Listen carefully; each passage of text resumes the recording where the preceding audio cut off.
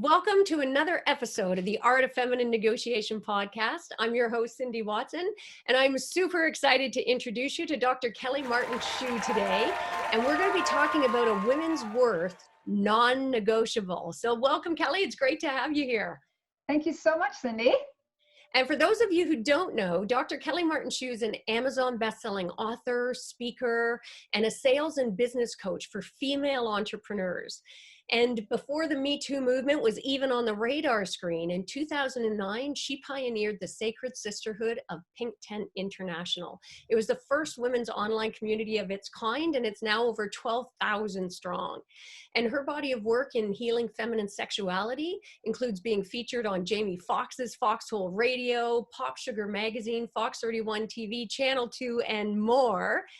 And as a CEO of Worth International, Dr. Kelly Schuh is igniting a women's worth worldwide movement committed to women entrepreneurs claiming their true worth. And her Queen of Worth sales system teaches women to grow their businesses while playing to their feminine strengths, of faith and over fear, collaboration over competition, and abundance over scarcity. So you can see why I love Kelly so much and just had to have her and share her with you guys. So Kelly, why don't we start? Tell us a bit about your background and how and why you came to start Worth International. Yeah, so that's a great question. So I have been an entrepreneur truly, I think, since I was a little girl. And so it's been quite the journey, from selling like the fat shoelaces back when I was a little girl to like my friends and everything. Like I've always just loved, just sharing and connecting.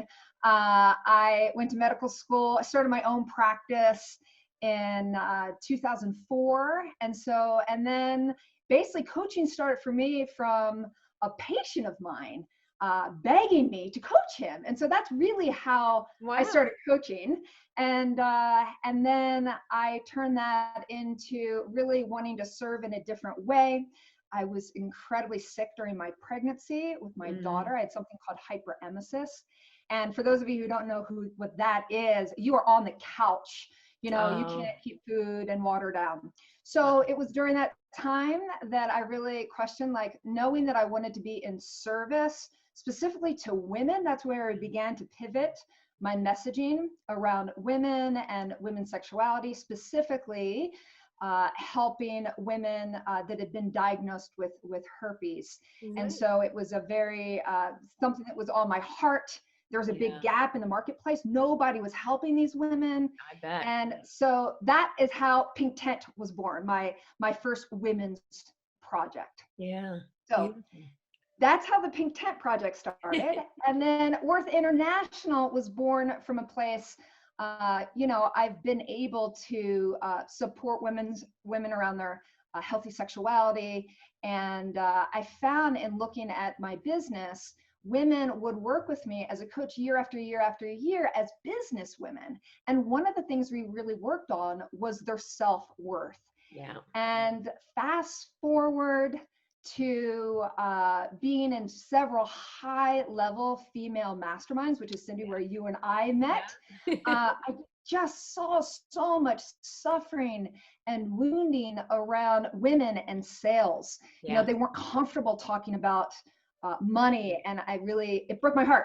And I basically, once again, I had a friend and colleagues ask me, why don't you coach women on sales? You're not that traditional, you don't do sales the way everybody else does it. You're able to kind of lean back. And so really that invitation to Dr. Kelly, I really think you need to help women around sales and money and marketing their business. So, and I love your approach. I love your approach for it. As you know, that it tugs at my heartstrings because I started the Art of Feminine Negotiation for very similar reasons. It's so important in life, and sales and negotiation are flip sides of the same thing. Everything in life is a form of selling or negotiating, and absolutely. Women do step back from it. So tell us, what do you think are some of the main obstacles that hold women back from stepping into that feminine power, and how do we address those? Yeah, I think one of the biggest challenges that we have is that as women, we live in a society where unfortunately we still really aren't valued. We Yeah. aren't valued for the very things that we're able to bring to the table, like collaboration and connection and such caring and empathy towards people. And there really hasn't been a model that brings that to the marketplace. Yeah. I remember back in the 80s, seeing women of really exploding into more of their femininity in business. And so they took off the suits and they began to wear Yeah. skirts and stepping into their femininity. But in the boardroom Yeah. or when it came to the sales, they felt like they had to switch and go back to the masculine. So I don't think it's been modeled. I Yeah. think that I was watching your TED talk recently, and seeing how important it is to bring those traits, whether it's negotiation or sales. We need to value that as a world. And I just don't think that's modeled and connected to our value, both monetarily, but from the inside out. I love that. And I hope I'm not being naive. I am starting to see, and I say a lot of times now, like we're seeing the rise of the feminine. And one of the few sort of positive upsides to this whole COVID situation as well, I think you're seeing some of these countries that are led by female prime ministers and how it's being handled, and people suddenly going, wow, with kind of this renewed, shocked appreciation for these feminine traits and what a difference they can make. So, um, Absolutely. I'd love to know, like, as you know, my art of feminine negotiating is all about negotiating your best life on your terms to get what you want. So how do you see worth playing into how women can negotiate? Absolutely. So I think we need to look at worth from two different perspectives. So leading a movement, women's worth worldwide, it would be very easy to think that that is only about money. And Mm. ladies, it's not, and how do we define our worth? I love to say our worth is non-negotiable, really learning that we are enough. I mean, just by being born in the miracle of life, we get to reclaim that miracle that we are not determined by our bank account or whether we're married or single or whether, we have children or we don't. We Mm. have an inherent value, and it's time that we own that. So I really want to be clear in my messaging that it's not about the money, and it never was for me. Yeah. And I tend to attract women that they really get. It's more about who you become in the process of owning your worth and then making that non-negotiable of how people treat you. I love that. And dig deeper. I love that. Like, what are the benefits of making our worth not? And I love that idea about our worth is non-negotiable. I think that's just so powerful. And let's explore a bit. What are some of the benefits of making our worth non-negotiable? I think going back to, living your best life and being a stand for that. One of the things that I see so many women do is they make, for example, their health negotiable. They'll put themselves on the Oh, back burner, and they yes. put their boyfriends and their friends and their children and even their businesses. They put all of that first. Yeah. So part of it being non-negotiable is self-care has to be number Mm. one if you really want to live your best life. And I also like to say that in running a business, I love to say it's about taking your business and wrapping your business around your life, Mm. not your life around your business. And that, once again, it's not modeled uh, in corporate America. Oh, I love that. That is so, so powerful. And it ties, I get, I mean, a lot of what you're talking about will transition to this, but I know you are like the queen of the close in terms of sales. And I love that you do it. You're so powerful and coming from those feminine traits and that feminine strength, not that traditional competitive model. So if you could switch just a little bit to talk about, like, what do you think is the biggest block for female entrepreneurs when it comes to sales and them standing in their value and worth, which I think all of what you've said applies to that, but I think there's that extra little tension that comes when we talk about sales, right? And standing in our value. Yeah, yes, absolutely. So, in fact, I love the model of the queen. And one thing that I teach my women in sales is that the queen leans back. And that is such a distinction. So I'll say it again. The queen leans back. So it is about a woman metaphorically putting on her crown Yeah. and knowing her worth. And so what I've seen time and again with women is that, let's say that they are on a call with a potential client, or let's say they're on stage making a Mm. pitch. Yeah. What we find is that they are so comfortable in the giving, and that is a feminine trait. Like, we are all, as women, in fact, I think we're taught, to give and give and give more, and we're really good at giving. And then as soon as it pivots to shift to providing something of value to Yeah. that potential client, what I find is that they freeze up. Yeah. They lean, they either like freeze like deer in headlights, or they bring their energy forward Yeah. because they haven't been taught another way, and they think that they need to change who they are when they shift the conversation of money and what they can provide. And then also, I believe that whatever it is that they're providing, there's the imposter syndrome Yeah. that comes up, like really having them own like what value they bring to the table. Beautiful. I love that. And, I'll confess right out here, I was totally guilty of that. My gosh, because, 30 years as an attorney, I didn't have to actually go out and hustle clients or sell myself. They came to me, they heard about me. And when I started Women on Purpose, it was such a shift. And I thought, piece of cake, I'm so comfortable in this environment. And I remember when I did my first live event and then making that offer from stage, and I felt like I was just overhamming her. And it was like, oh, there was kind of that internal, it didn't show, but that internal cringe. And the thing that was so interesting is then on break, I went to the back of the room and I had a couple of young women who had wanted to volunteer and help out at the event. And they're like, what the heck? And I'm like, what? And they're like, you might as well have told people to go somewhere else. Like, you barely sold yourself. And I'm like, but for me, I felt like I had just so overkilled it. So, and I guess it's not surprising, as kids, we're taught to keep ourselves small as girls, right? Like, boys get their status by making themselves larger than life in the schoolyard, and young girls learn pretty quickly there's a big cost, a social shunning when you make yourself too big. So I love. Absolutely. So tell me a bit about your mission for Worth International. Yeah, so my mission is to empower female entrepreneurs to grow their business playing into their feminine strengths. Mm. And so, if you notice in the language of what I use, play to their feminine strengths. Yeah. This journey that we are on in business, it should be a playful journey. And I really love women to consider that they can actually play to their feminine strengths. So in sales, it's not about being pushy and competitive and Yes. power over. It's really, about being playful and offering a golden opportunity, so it actually feels like a gift. Like, Yeah. you are like in this place of like offering a gift to someone and not being attached to whether or not they choose to take that gift. And that can be challenging too.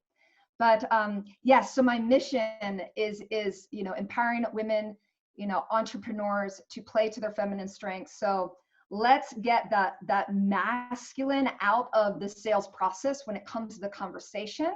Yeah. And yet, let's also allow it to be a playful, giving, cooperative process.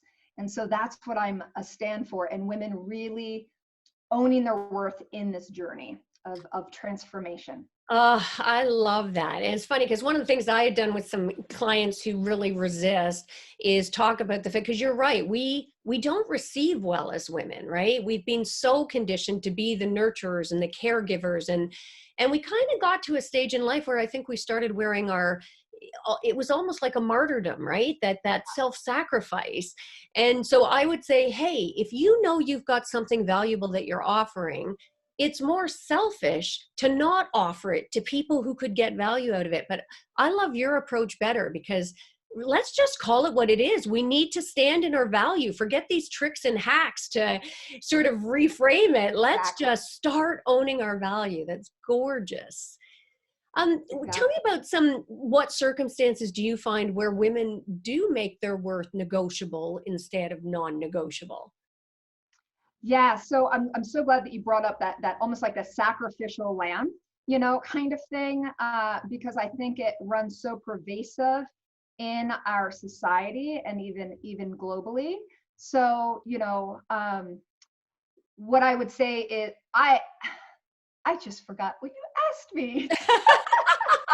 Oh, good. But what I, circumstances do you find that women do make their worth negotiable? Because I think it happens yeah, so often, right? That's why I love that non-negotiable idea. yeah, yeah. So where are they making it non-negotiable? I find that they do it in their relationships all over the place. you Yes. know they don't honor their own word. So what I mean by that is, if they say that they're going to set aside time for their business, to do the things that need to be done, they'll move it, even though Yes. they have so many gifts and they know they have so much to share. Everything becomes a negotiation, like, who needs me most, Yeah. right? In reality, if we can turn that back and give them some structure to make it non-negotiable, that they give their gifts to the world, that's non-negotiable. I It's love that. time they rise. And they also, non-negotiable for me also is, don't try to do this alone. Do it in sisterhood, a community that's going to support you and uplift you. Oh, Non-negotiable. That's amen. about you owning your worth. I can tell you, as a doctor, I ran a medical practice, and I pretty much did that on my own. I mean, I had employees, but I was a lone wolf, and I have given that up. We rise as sisters. So Mm, sisterhood is non-negotiable. Finding your people that are going to be on the journey with you. You're worth it. You're yeah. worth the team that's going to help you to get your gifts out into the world. So I see a lot of women that try to do it all on their own for so long because they're pinching pennies. What do men do? Often they jump in and they'll invest in themselves and their business, and they That's true. go and they take off so much faster. Women, you're worth it to invest in your business, in your personal growth, and you're worth it to invest in team. So not only your colleagues supporting Yeah. you, but you having a team around you. You're worth it, non-negotiable. Yeah. Oh, hey, I'm saying amen. I tell you, and I'm so glad you touched on that piece about Amen. investing in yourself, because women resist, like, over and over again. I have women who are so excited about the idea. They can see their vision. They've got their dream. They've got something gorgeous that they want to birth into the world. And yet it ends up, you talk about that investment to be able to step in, as you said, a high power mastermind where they're going to just exponentially increase their ability to deliver, and it'll come back to them tenfold or more.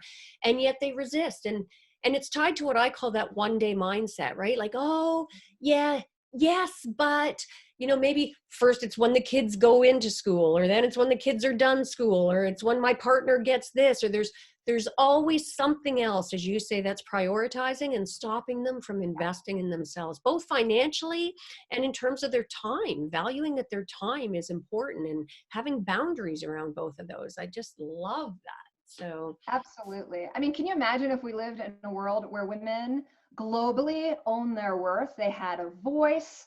They yeah, knew that what they were here to do. And I'm not just talking about women in business. yes, I'm talking about women worldwide stepping into their voice and their power and making their worth non-negotiable. Like, I think peace is possible. I think the rise of the feminine and leadership and all of those feminine traits, to be honored for those traits and to I be love valued, and for women to really, it's time. It's yeah. 2020, ladies. It's time.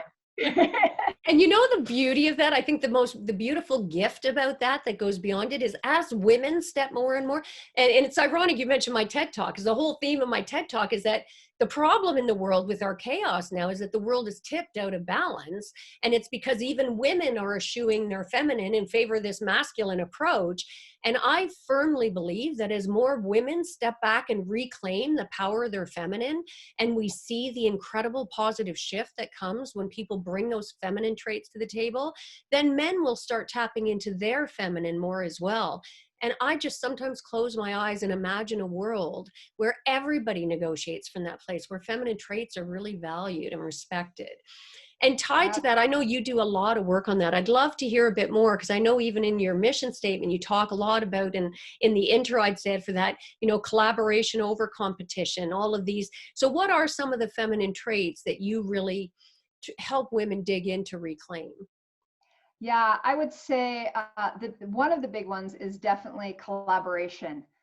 Let's face it, we have been lied to that business is all about competition. Yes. And it can be magnified by the conversations and the relationships that we have with other women, and the competition thing. Women tell me all the time they're in that comparison mode. Yeah. And in that comparison mode, that can also be linked to competition. Yeah. And so that collaboration is so important. We work so well together when we stop the comparisons, Yeah. and we stop competing, because we quite naturally, you bring a bunch of women in the room, and you have an outcome that you're ready to deliver. Watch these women collaborate and come up with a solution. Yeah. So we're natural collaborators. And so and I would, we look at even just in our upbringing, little boys are taught to be competitive.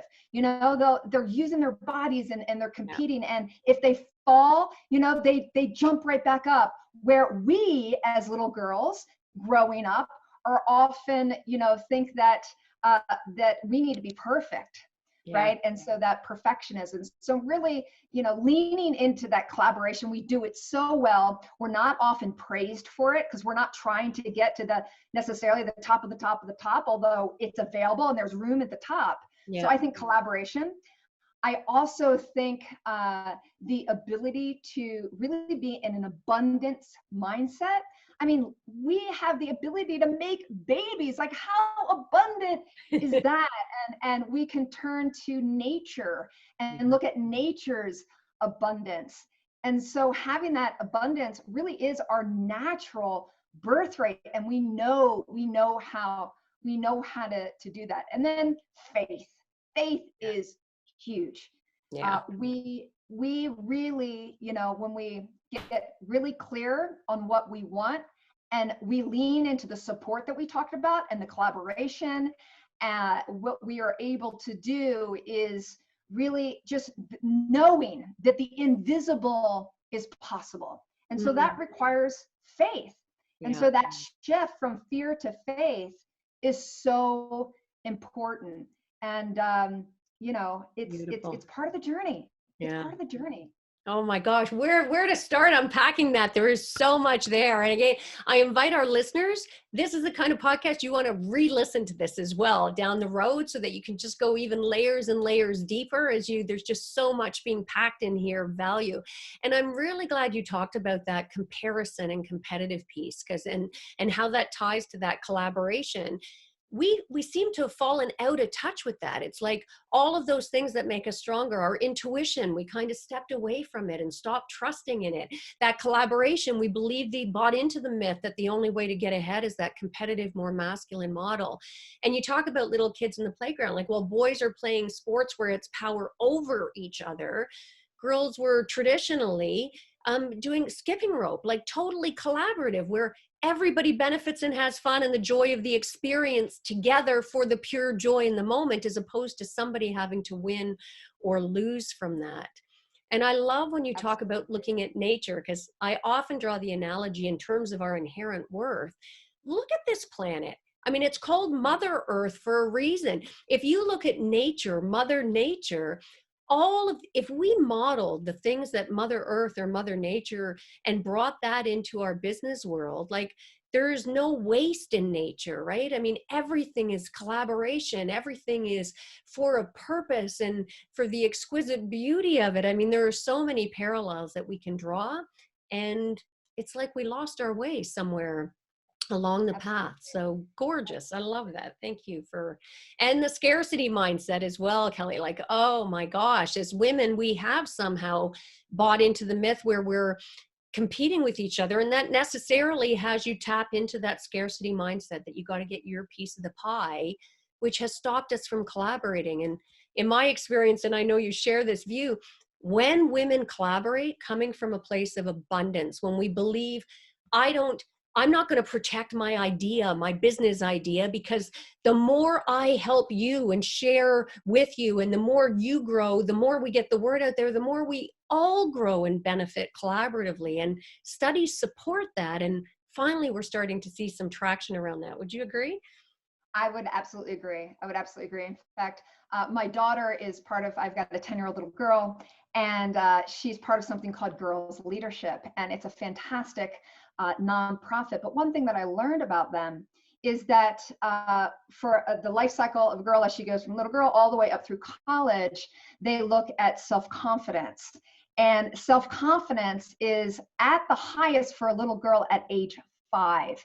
Wow. And what they find is that self-confidence from that point forward will often begin to decline, and quite rapidly as they hit, the teenager and all of that. And so I think that that's also part of this journey, is reclaiming confidence. And that's done through collaboration and practice and getting out metaphorically on the field. Get on the field, being willing to fall down, and have your sisters rise you up, uplift you, and remind you who you are and what you're here to do. Because you know what? We're going to fall. We're going to fall, right? But we get to fall in. Another thing that I say is grace over grit. So creating that freedom lifestyle where you have room for health and family and the things that are important to you. It's not about just grit, work, harder. I was in that hamster wheel for so many years, and I finally gave it up. Yeah. And I realized a life of grace, leaning back, like the universe is here to support you. I love, the saying, the universe has your back. Like, we really can lean into our intuition and our guidance and the grace. So part of that feminine model is grace over grit. Love it. Love it. And that confidence piece, so important, such an important area for work. Again, a lot of the work I do with people is around that confidence piece, because even things like, if you want to get what you want in life, we have to ask. And studies show women are significantly less likely to ask. Even in salary negotiations, 62% of men will just instinctively ask for more money when they're given an initial offer, as compared to only 7% of women. Like, that is a dramatic difference. And we wonder why wage disparity, we don't ask for what we want in our relationships and even of ourselves and in business. So beautiful. And what do you think holds women back from fully claiming what they desire to make in their businesses, right? And how do you support them in breaking through that glass ceiling of possibility, I guess, for want of a better term? Yeah. So, how I help them to really break the glass ceiling is to teach them to dream again, to have that faith that if it's on your heart, it's not only possible, it's probable. It was put on your heart for a reason. So when we do goal setting, we come from that place of, I ask them, I'll say, you know what? It's Christmas Eve. You're 5 years old again. What do you want for Christmas? What do you want Santa to bring? Like, I love it. Again. Or, if I'm the fairy godmother, and sometimes I have to ask them several times to really pull it out of them, because they stop dreaming. And I think the reason they stop dreaming is that somewhere along the line in their mind, they failed, or they were told that they couldn't do something. So they, over the years, just turned the volume down on their dreams and began to live a life of mediocrity because they were hopeless, right? So it's about reclaiming, ladies, what's on your heart, and you might need to dust it off a bit, but it's there, and it's time to ignite that, because whatever it is on your heart, whether it's a 6-figure business, 7-figure business, 8-figure business, if it's about serving, small groups, one-on-one, but the thing is, once you come from that place of service, you get out of the way, whatever's been placed on your heart, watch the money come flying in. It's not about the money, and yet you are worth it, and your dreams are worth it. So let's get you dreaming again. So that's part of the journey. I help women to understand, what do they dream about? What's their big why? And it can take a half hour of asking a question over and over and over again. Why do you want what you want?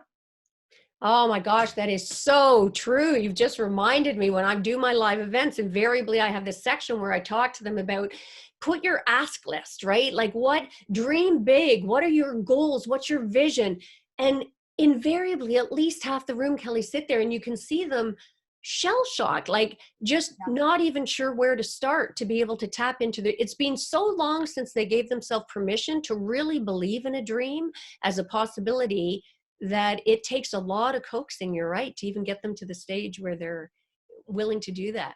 So what are some hot tips that you would give for women to start? Like how do you encourage them to start that process, to be stepping into their value, to be owning their worth? Yeah, so I think quite honestly, and I think it's because of my background as a doctor, I think health is non-negotiable.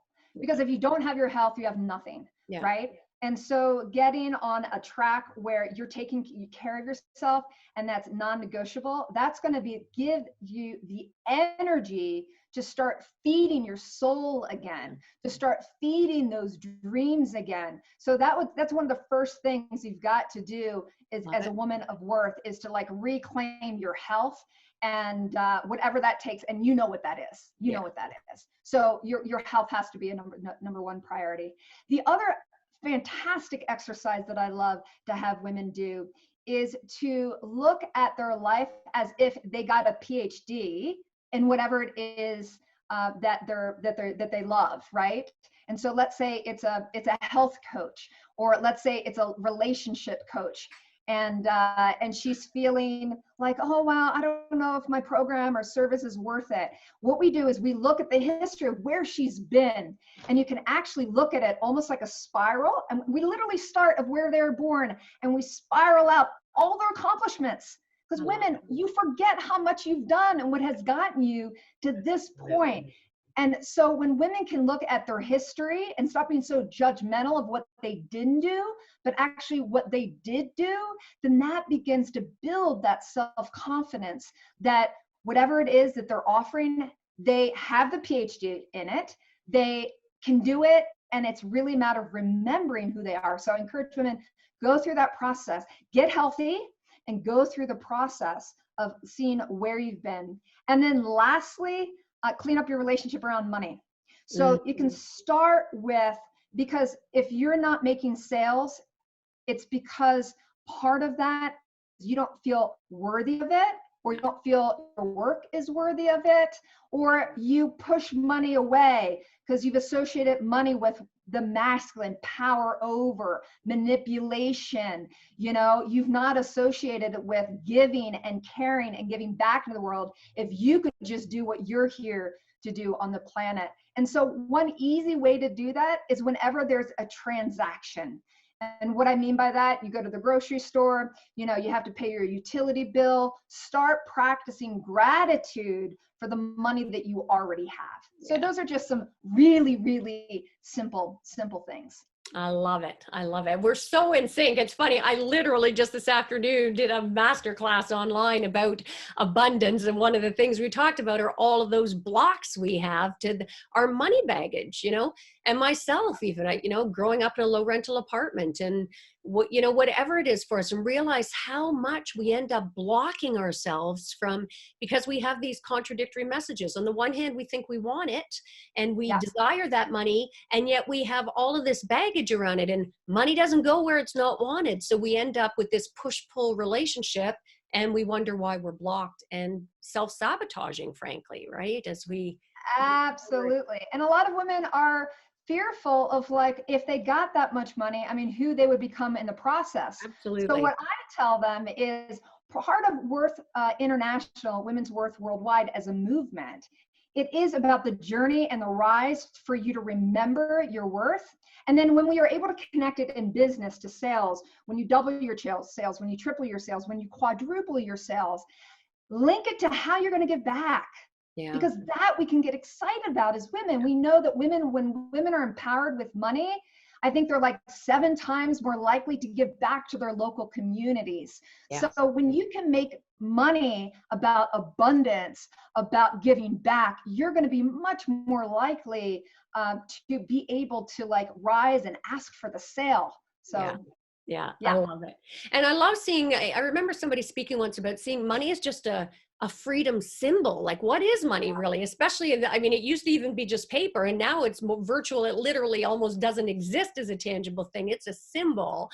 And I know in some of my work, I've done it where you come out with a bunch of physical money. And if you go, I love it, love it, love it, and you gauge the reaction of the crowd, most women are kind of repelled by that, right? They're really And it uncomfortable. so uncomfortable. Whereas if I brought out a little baby and said, oh, isn't this cute? We've just adopted, because we don't give ourselves permission to embrace money as something that can do good in the world. And you can't have that kind of inherent conflict, or you're going to be pushing it away, right? Absolutely. And I think that it's also, we've been dishonored in our power and our power to create. And when we look at it energetically, we're talking about first and second chakras, the first two energy centers, which are all about, and first, second, and third, owning our power. Because like, oh my gosh, ladies, if you owned your power, you would be able to lean back because you'd be such a magnet. You wouldn't even have to work for the money. And you could love it because of all those babies you might be impacting. So you're right. It's the untanglement of me as a woman.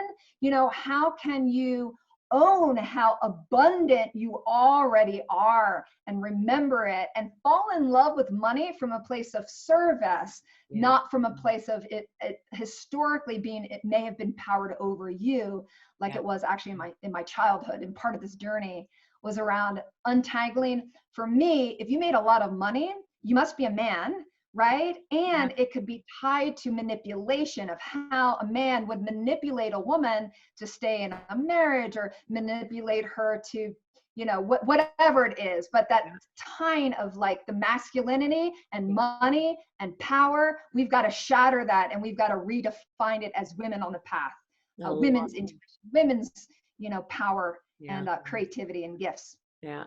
And it's great that you speak to the history, because really, I mean, at its crux, is it any wonder we have baggage around money when it's relatively recent history that women couldn't own credit cards in their name, right? Couldn't hold property, for heaven's sakes, didn't have the right to vote. So it's, or that we were property. That still blows me away. There's places on the planet where women are still, there's a dowry, like we are actually property. Like I still can't believe that. So the relationship of women and money has not historically been positive. So we need to change the narrative with women's worth worldwide.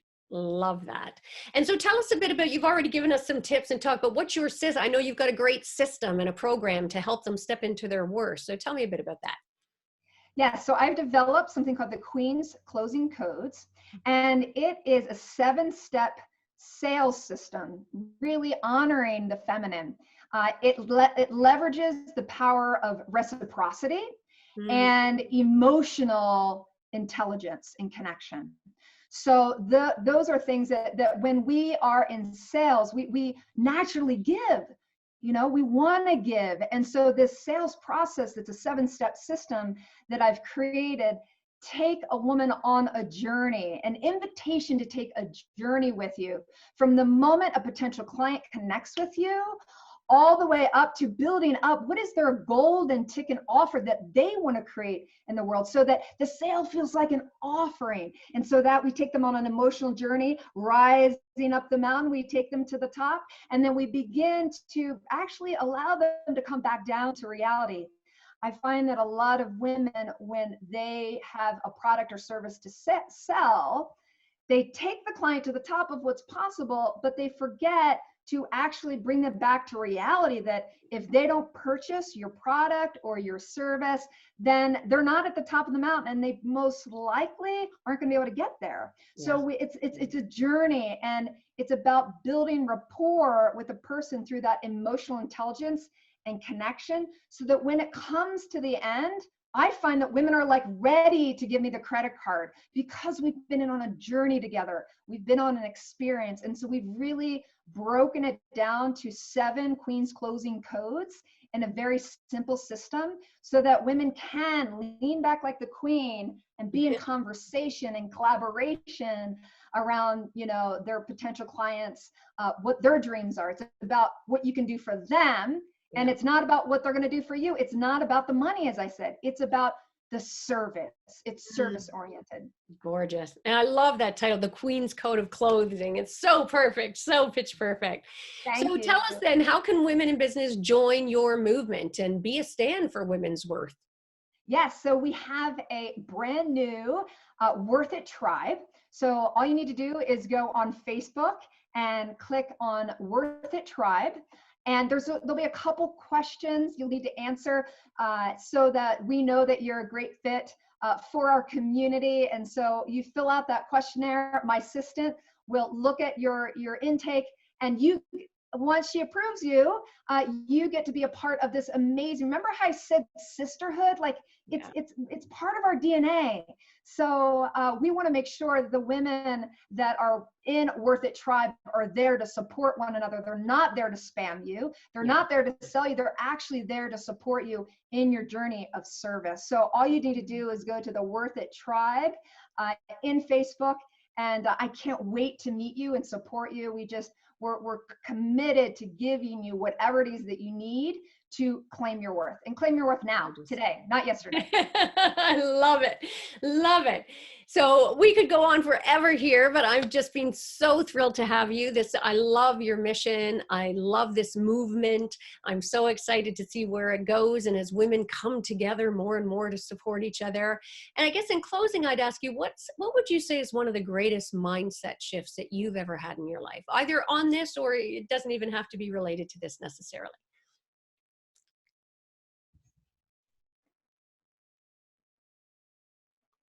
So the video clicked out. I think what I heard you say is, what was your biggest mindset shift? Yeah, what's your greatest, I'm big on mindset shifts. So what would you say is one of the greatest mindset shifts that you've had in your life? The greatest mindset shift. That's fantastic. Well, I will relate it to sales, right? Because I was shocked. It was 2015. And I had my elite coach coaching me, and she challenged me. She challenged me to triple my rates. And I had a long history of overgiving and not asking for what I was really worth. Yeah. I took on that challenge, and that was the year I doubled my rates and tripled my business. Wow. So knowing that I was worth it, and I told my husband, my husband thought I was crazy. And so it's really, the biggest mindset is you can do it and you're worth it. I love that. And I'm going to repeat for our listeners out there, if you catch that, because we have a habit as women of treating ourselves like, and I'm dating myself here, I call it the bargain heralds of everything. Oh, we couldn't possibly charge. Dr. Kelly just told you that she doubled her rates and it tripled her business. People believe they're going to get what they pay for. So when you undervalue yourself, you are actually sabotaging yourself. And the other thing I'd say, it just struck me as you were talking there, Kelly, but I love that mindset shift. One of the things I'll often say to women that I'm talking to about this issue, think of the modeling that you're doing, whether for your daughters or other young women. We wear that martyrdom like a badge of honor, but what we're really doing is telling other young women out there, you will never be as valuable as any man in your life. You won't be as worth it. And our sons and young men, we're saying, you will always be more valuable than the women in your life. So we think we're being the super moms and the super women by martyring ourselves, but we're actually doing the opposite, because we end up being the ones perpetuating that cycle. So absolutely. Absolutely. And before I forget, can I share a little gift I also want to share with your audience? Absolutely. So they love gifts. Yes, I want to share this gift. And so we talked about the Queen's closing codes. And for those who are listening, I'd like to gift that to you. And so all you need to do is join our Worth It Tribe, and you're going to get those 7 Queen's closing codes, and you can start implementing them right now in your business. So I just wanted to share that. So again, it's such a joy to be able to give. Like, I love giving. And I know if you're listening, you do too. So let's turn that giving heart into a place of abundance and owning your worth, earning your worth, and sharing your gifts with the world. So beautiful. Such a beautiful mission. You're so beautiful. I'm so thrilled to be able to call you a friend and colleague as well. And I'll make sure, everybody, for our listeners there, that I'll put in our show notes. I'll make sure to put the link for that Facebook, the Worth It Tribe. And also, if you want to learn more about Dr. Kelly, check out our website at www.queenofworth.com. And lots of valuable stuff there as well. So thank you again, Kelly. It's been great to have you. Thank you so much. And for our listeners, I am sure you have got tons of value from this episode. Make sure if you haven't subscribed that you do so, and make sure to share with anyone that you think could get benefit from the message. And in particular, both for this episode, which was jam-packed, and for the podcast generally, because who can't benefit from owning your worth and negotiating life on your terms? And make sure to grab your free gift as well. Again, I'll put the link in the show notes for you. And if you haven't already, also make sure to join our Women on Purpose community at facebook.com/groups, Women on Purpose community. And that's a wrap for this episode. So until next time, I invite you to go forth and negotiate your best life on your terms so you can stop missing out and get more of what you want and deserve from the boardroom to the bedroom.